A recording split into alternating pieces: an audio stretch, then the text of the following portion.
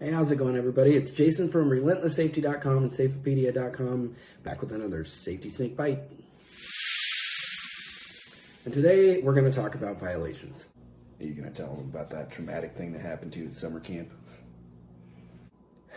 Dude, no. Uncool. So here's what I'm getting at. How many safety programs and policies have you read, or maybe even written yourselves, that are based on language like this? Failure to comply with this procedure may result in discipline up to and including termination. Pretty standard language in this field. But I think it might be time for a change. Actually, I know it's time for a change.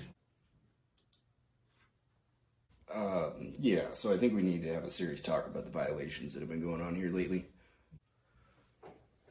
Yeah. You really should be teaching your kids about responsibility.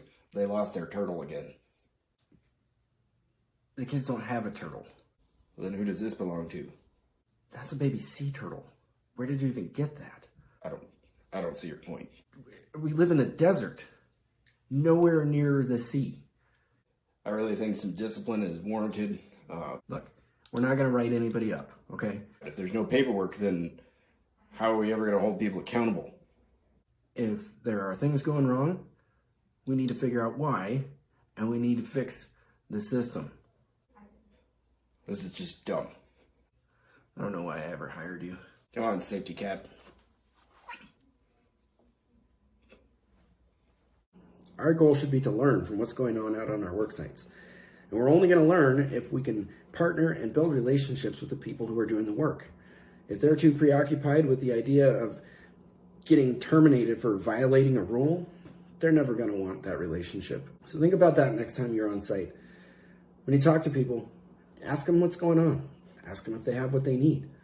Ask them what the most dangerous thing they do is, and try to figure out a way to build a process and a program that will allow them to work through that issue safely. So that's all I've got for you this week.